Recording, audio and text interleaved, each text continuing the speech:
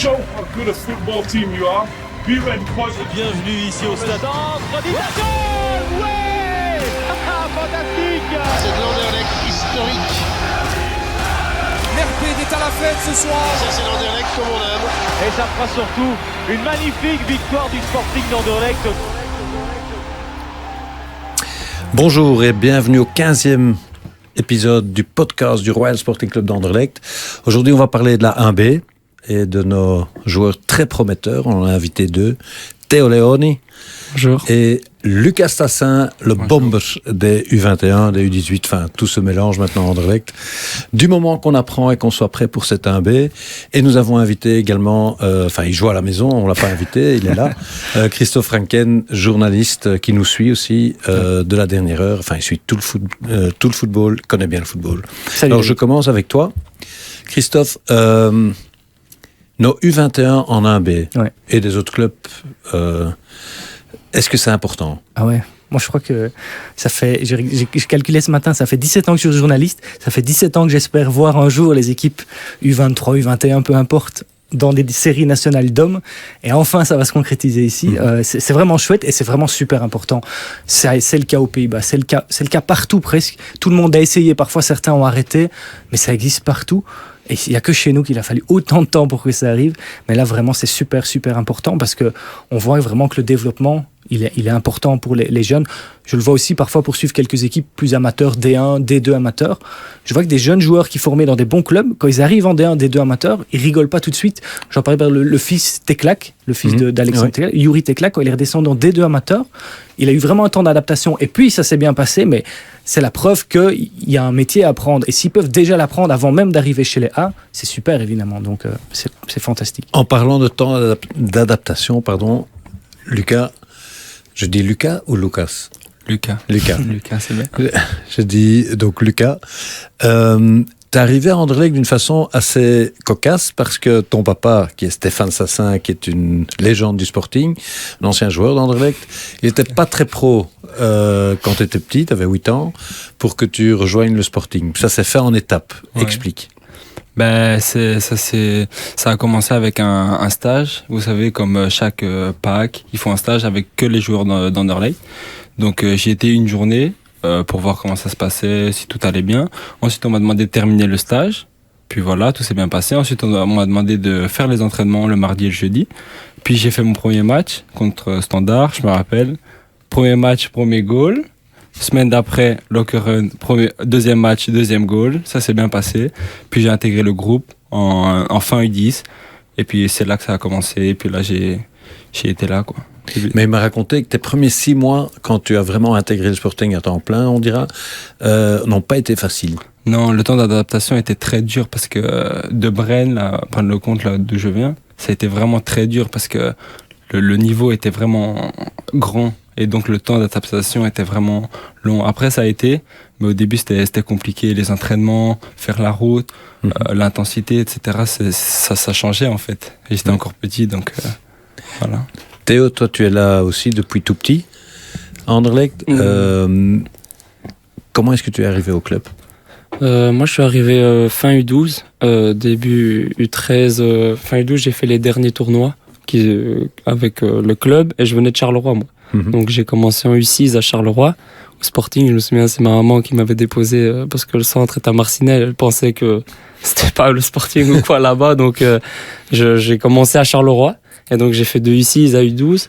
Et puis, en U13, j'ai fait ma première année avec Benoît Gueman comme coach. C'était aussi sa première année au club. Et donc, je suis arrivé comme ça au club. Et maintenant, ça fait déjà 10 ans. Et ça se passait comment ? Je veux dire, tu voyais une différence de niveau de Charleroi à Anderlecht ? La mentalité Non, bien sûr. Anderlecht, je le dis souvent directement, on est là pour gagner tous les matchs, pour dominer dans le jeu, pour dominer le match, attaquer, avoir le plus de possession de balle, le plus d'actions, gagner. Qu'à Charleroi, voilà, on essaie de gagner avec nos armes, on va dire, mais c'était moins de qualité, moins de qualité, c'était ça la grosse différence. Je trouve que quand je suis arrivé à Anderlecht, j'ai vu directement que c'était gagner, dominer les matchs, toujours aller vers l'avant, toujours presser, Et avec le Charleroi, bon, si on menait, ben voilà, il fallait des fois peut-être se dire, bon, on a gagné, c'est bien, alors que la manière n'y était pas, quoi. En Anderlecht, même avec la manière, on voulait à chaque fois, donc j'ai vu direct la différence, ouais. C'était les premiers entraînements. Christophe, toi qui nous suis, tu connais évidemment tous nos joueurs et enfin, je l'ai dit dans la version néerlandophone, il n'y a plus de noyau A et de noyau B, hein. Tout le monde s'entraîne avec tout le monde pour accélérer cette évolution et cet apprentissage. Quelle est l'importance d'un Vincent Kompany dans le développement de ses joueurs?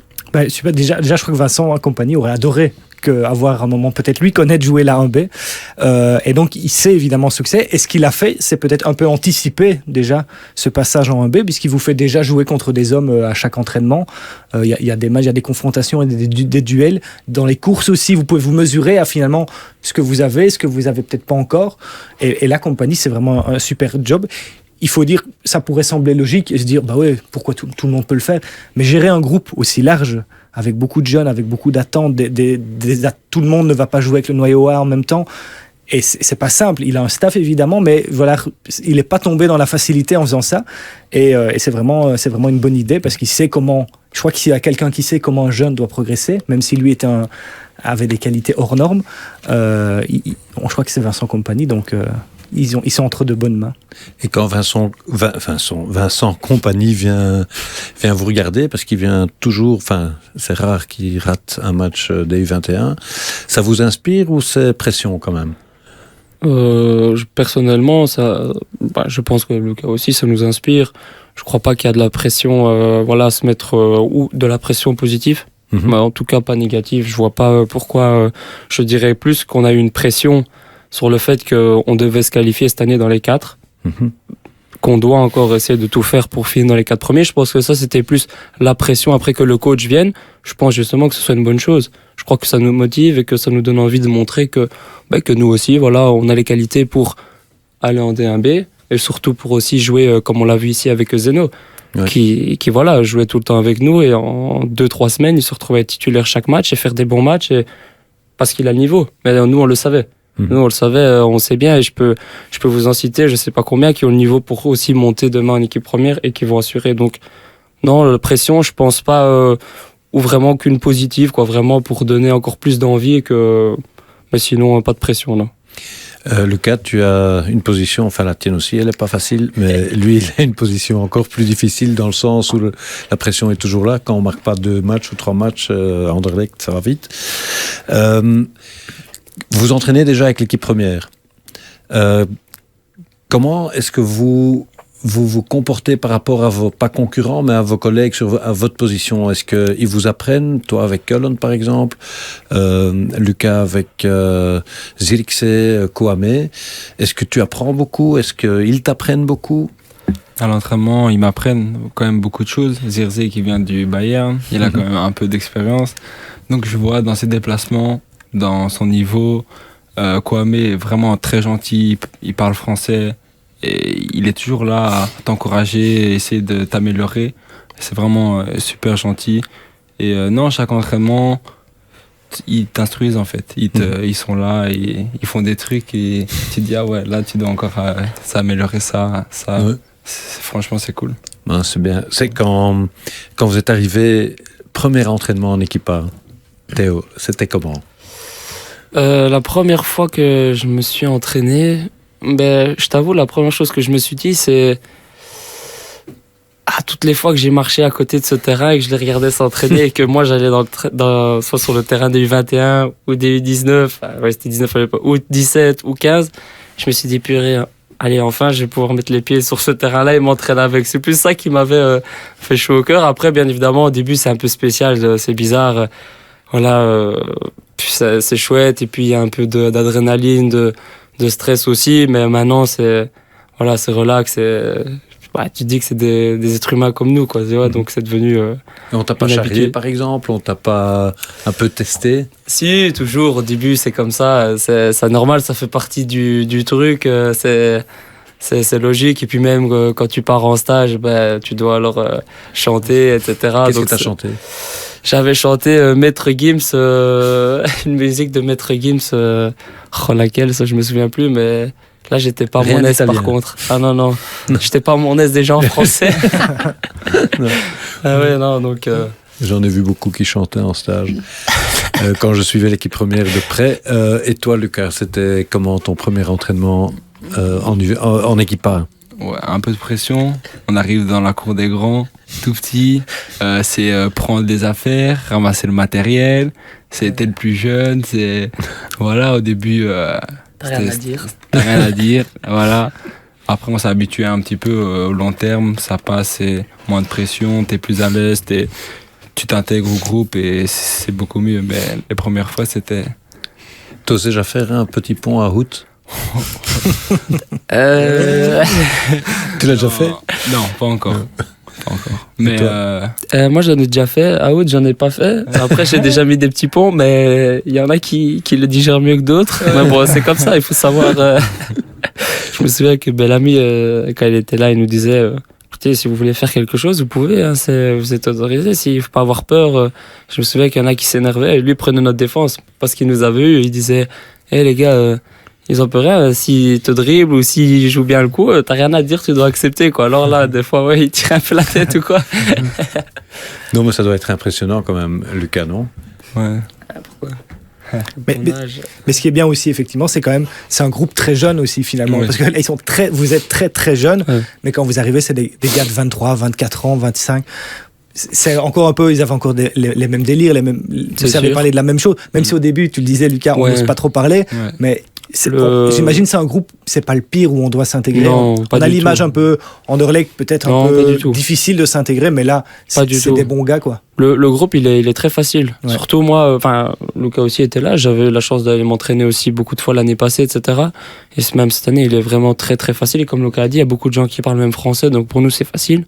Mais non, franchement, les gars, ils sont vraiment avenants. Et puis même, vraiment, c'est ça, le plus âgé, c'est Lior qui a peut-être 35. Après, il y en a peut-être 2, 3, 28, 30. Mais le reste, c'est 24, 25. Ouais. Et moi, j'en ai 21. Bon, lui, c'est vrai qu'il est plus jeune, il en a 17, etc. Mais la différence n'est pas énorme, quoi. Donc, on a un peu les mêmes, mêmes délires, etc. Donc, c'est très facile. Non, franchement, pour tout le monde, ça a été facile de s'adapter. Vous avez même le plus jeune coach de Belgique. Donc. Voilà. C'est vrai. Vous regardez la 1B déjà maintenant pour un peu étudier?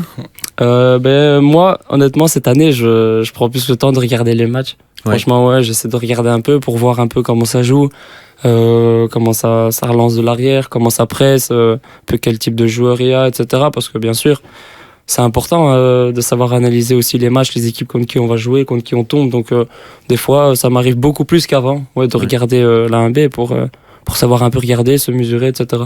Toi aussi? Ouais, moi, oui. Mais surtout, je me dis, bon, comment est-ce qu'ils vont reconstruire? Comment est-ce que ça défend? Comment est-ce que. Dans les duels, surtout. C'est ça le plus impressionnant, je pense. C'est pas la même chose que. Q21. Ouais, quand Il 21. y a une grosse 18. différence. Donc, ce sera peut-être le seul truc. Il faudra bien rentrer dedans, etc. Mais. Robin Veldman, le coach des U21, vient nous dire dans la version néerlandophone que vous n'avez qu'à être intelligent, plus intelligent que C'est ce vrai. joueur très physique et C'est très vrai, dur de mais la D2. Enfin, Je suis de la- d'accord. Je pense que la taille, le physique ou quoi, des fois, n'a rien à voir. Mhm. Je pense qu'hier, vous avez regardé le match. Modric, c'est 1m70, Verratti, c'est 1m65, et pourtant, c'est des joueurs de classe mondiale. Oui. Je pense que la taille, le physique n'a rien à voir, mais vraiment, il va falloir plus jouer avec la tête, ça c'est sûr. Où eux sont plus forts, on va devoir aller ailleurs, et nous, on sera plus forts dans d'autres domaines, qu'on pourra jouer avec nos atouts. Donc, ça, moi, je suis pour. Et d'ailleurs, le coach, il vient de l'Ajax et je pense qu'il sait c'est quoi avoir un joueur de football, etc. Donc, je comprends totalement ce qu'il veut dire. Ouais. Ce qui est bien, c'est que vous allez être confronté aussi au vice, en fait. C'est sûr. Ce qui parfois manque un peu chez les jeunes, où il y a encore un peu la pureté du football, Vraiment. on joue.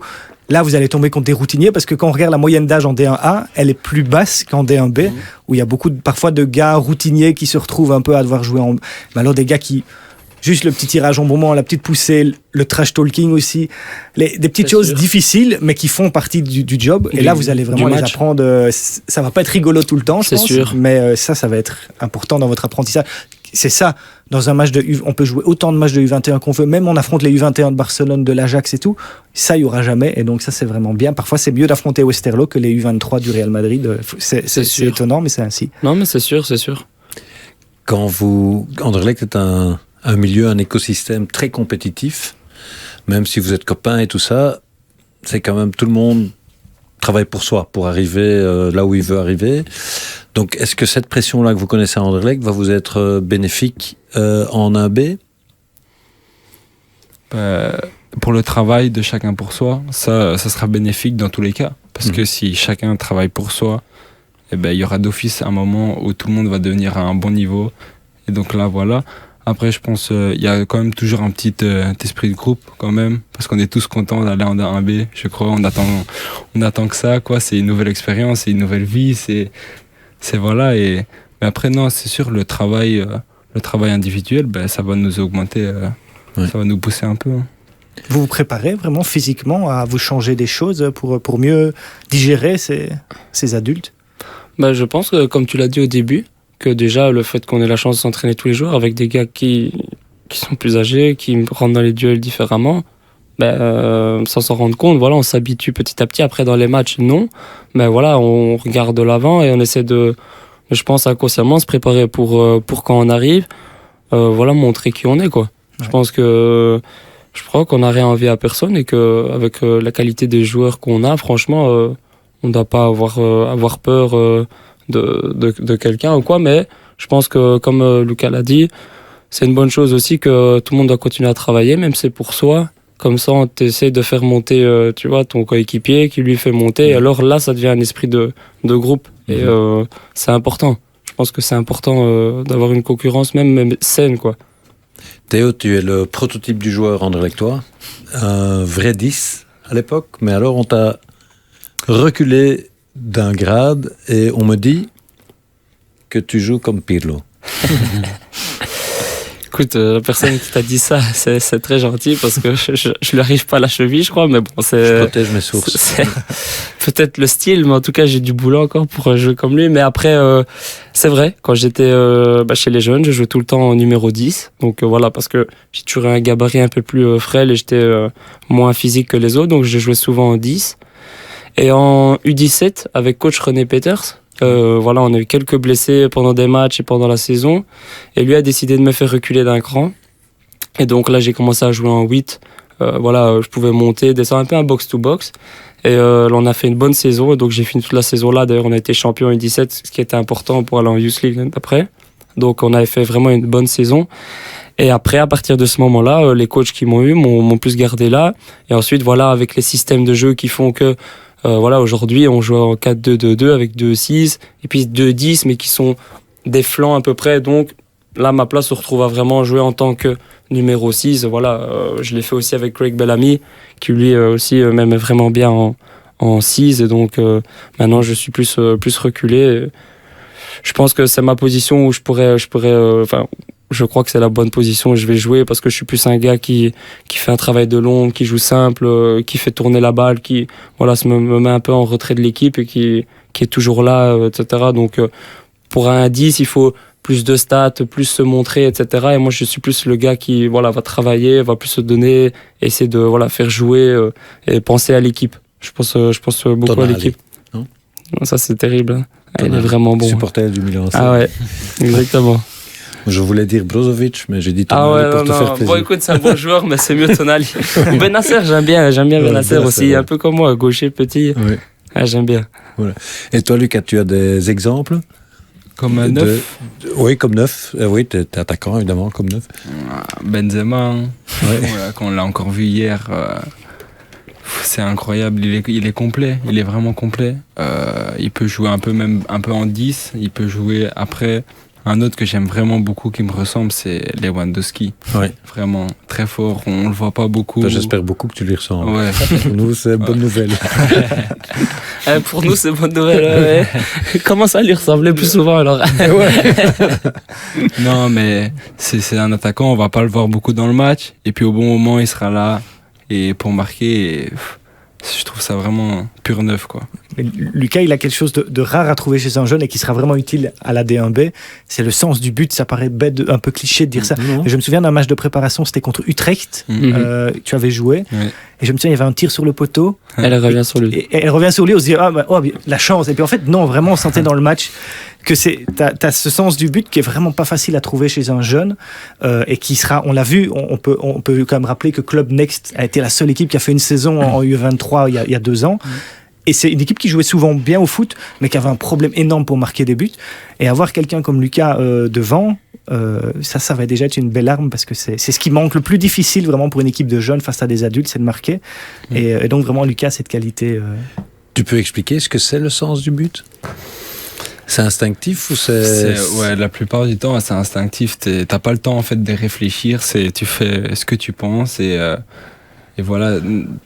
Tout le monde, tous les attaquants de grande classe, ils ont un truc vraiment phénoménal. La balle, elle va retomber là, ils seront là. Et moi, j'ai pas encore ça comme eux, etc. mais c'est instinctif en fait. Expliquez un peu aux supporters, tous les deux d'ailleurs, j'aimerais bien entendre votre opinion là-dessus. Souvent, vous savez, quand on est supporter comme moi, on dit il est bon, il faut le mettre.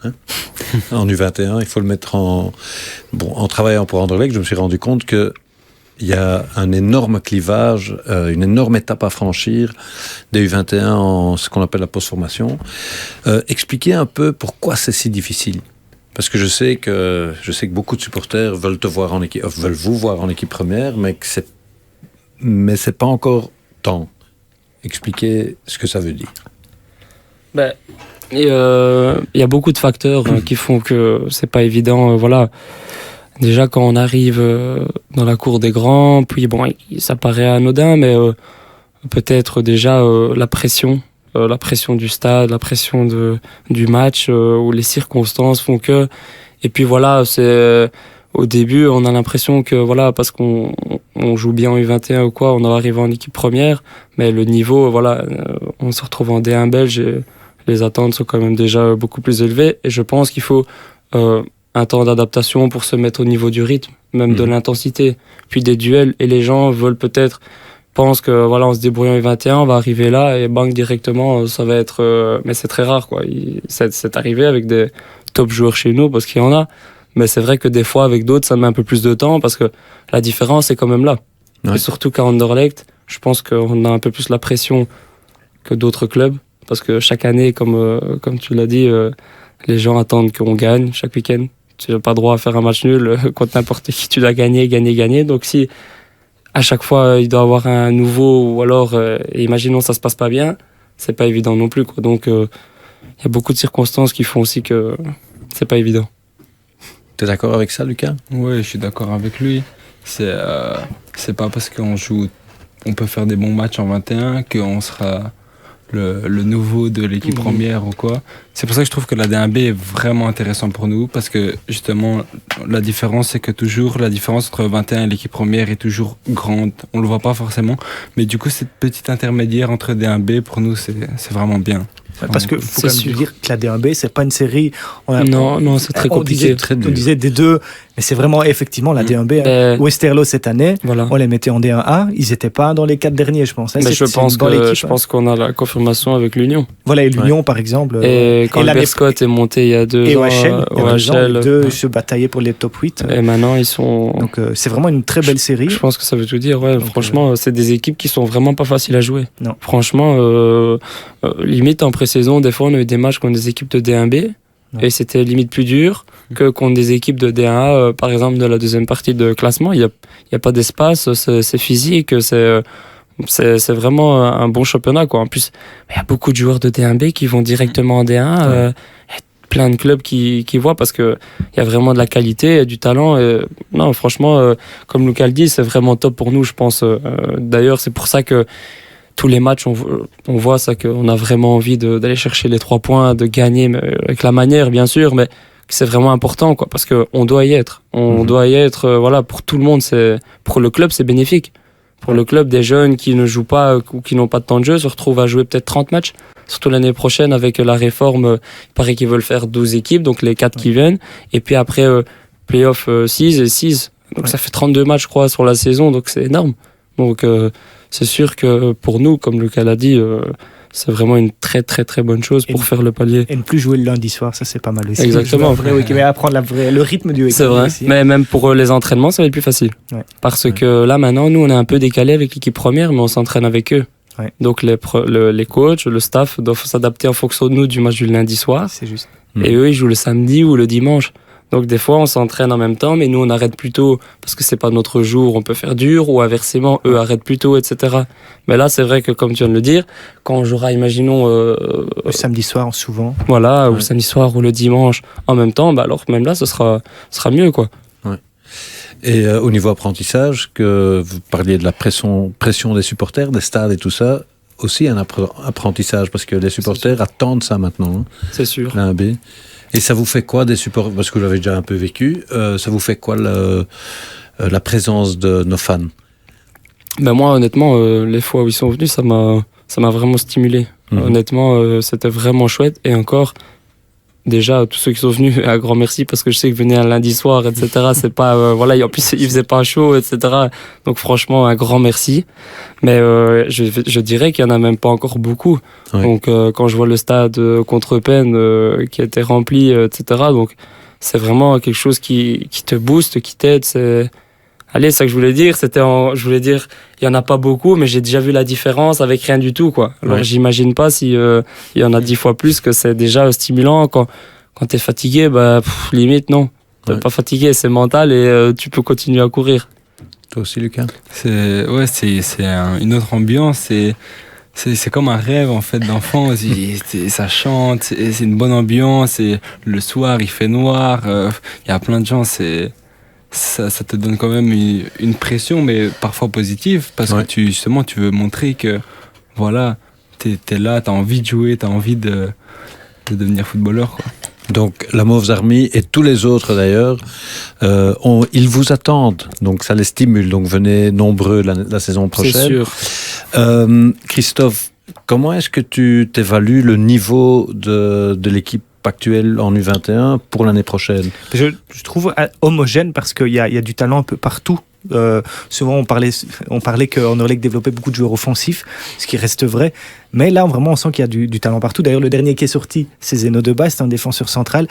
Il commence même à avoir des gardiens, des bons gardiens en Anderlecht, ce qui a longtemps fait défaut, et donc vraiment c'est une équipe complète. Après j'exagère évidemment, mais le but ultime, le fantasme ultime, ce serait un jour de dire: l'équipe de D1A, le quart s'est perdu, ils ont fait un accident dans la forêt, on met l'équipe de D1B, ils connaissent tous la place, ils savent tous jouer et ils tiendront la distance, ils seront peut-être juste un petit peu moins forts, mais le but ultime c'est ça, et on dirait pas il manque un back gauche, il manque ceci. Non, vraiment, c'est ça qui m'étonne le plus vraiment en Anderlecht, alors que l'équipe, on dit U21, mais c'est très jeune, à part pour Théo évidemment, mais c'est des équipes très très jeunes et c'est assez complet, donc vraiment ça c'est un beau travail aussi des formateurs qu'il faut souligner, parce que eux c'est un travail qui est réfléchi depuis quasiment les U13. On complète petit à petit le puzzle et pour arriver à un niveau professionnel, quoi. Vous êtes d'accord avec ça? Non, c'est sûr, et je mettrais aussi l'impact sur le fait qu'il a dit on est très jeune. Faut pas oublier, je crois qu'on est l'équipe la plus jeune du 21.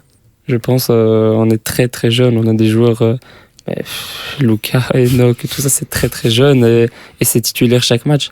Et des gens ont tendance des fois à oublier que voilà, ils jouent chaque match et ils ont l'impression parce qu'ils doivent bien jouer, mais des fois ils tombent contre des mecs de 20, 21 comme moi, etc. et il doit être bon. Et les gens ont oublié que c'est partout comme ça. C'est dans toutes les lignes, c'est du gardien à l'attaquant et c'est très jeune, mais c'est comme ça. Maintenant ils sont confrontés à ça et voilà c'est quoi. Et d'ailleurs ça, comme tu l'as dit, il y a peut-être Bouchouari et moi qui sommes un peu plus âgés, mais c'est fou et c'est ça qui est vraiment incroyable, c'est que même en étant jeunes comme ça, ils arrivent à être bons chaque fois. Et ce qui est justement, tu parlais de Bouchouari et toi, c'est vraiment deux beaux cas, parce qu'on se dit, si les U21, U23 en D1B n'avaient pas été votés, qu'est-ce qui serait arrivé? Est-ce qu'Anderlecht se serait dit, parce que c'est des joueurs sur lesquels Anderlecht compte, mais à plus long terme, parce qu'il y a un développement qui est plus lent, et Anderlecht, on le sait, on peut rappeler l'exemple de Dries Mertens. Si les 1B avaient existé, peut-être qu'Anderlecht serait dit, Dries Mertens, on va le laisser grandir petit à petit. Et ça n'existait pas. Mais voilà, donc vraiment, heureusement, peut-être que Théo ne serait pas ici pour en parler s'il n'y avait pas eu cette réforme. Donc vraiment, c'est une bonne idée à long terme, c'est ce qu'on disait au tout début du podcast. Donc, on peut se féliciter qu'enfin le foot belge ait pris cette décision. C'est sûr. Et non, c'est certain. Dommage, je dirais qu'on a peut-être perdu 1 an parce qu'il voulait peut-être déjà le faire l'année passée. C'est dommage qu'on a perdu 1 an et qu'il s'est passé cette histoire avec Bruges qui a été. Mais voilà, au moins maintenant, c'est honnête, on doit jouer un championnat, on doit se qualifier. C'est tout le monde au même pied d'égalité. Et c'est quand même un beau challenge, je pense, même cette année. Je pense que Lucas aussi, ça fait 2 ans qu'il joue maintenant. Moi, personnellement, ça fait un peu plus longtemps que je joue dans le championnat U21. Je vois la différence en termes de compétition. Ouais. Aujourd'hui, c'est pas vraiment jouer en U21 pour dire de se montrer comme avant, pour essayer d'impressionner le coach de l'équipe première, entre guillemets, et pour aller jouer le week-end. Là, il y a plus un autre objectif. Quand on commence le match, c'est les gars, on doit gagner parce qu'on doit aller en D1B. Pas je dois mettre mon but pour aller jouer avec l'équipe première. Ouais. Donc il y a déjà une autre pression, une autre osmose dans le groupe. Et je pense que alors ça devient vraiment un vrai championnat, quoi. Donc c'est chouette de jouer dans un championnat où il y a des enjeux, il y a des attentes. Parce que il faut pas croire, même le 5e ou le 6e, il veut être 6e, il veut pas être 9e. Hein, par exemple, même 7 ou 8, parce que National 1 et là National 1 ou National 2, c'est quand même une grande différence. Donc ils veulent tous aller chercher des points, etc. Donc c'est vraiment une bonne différence cette année, je trouve. Une belle école. Ouais. Alors, la même source m'a dit, je vais dire ça en guise de conclusion, vous étiez 2 joueurs très intelligents dans le jeu, mais je peux vous dire, messieurs, que vous êtes aussi intelligents dans la vie. Donc, merci beaucoup d'avoir participé à ce podcast. On a beaucoup apprécié. J'espère que nos fans apprécieront aussi. Merci Christophe Franken pour avoir été des nôtres aujourd'hui. Avec plaisir. Merci beaucoup. Merci.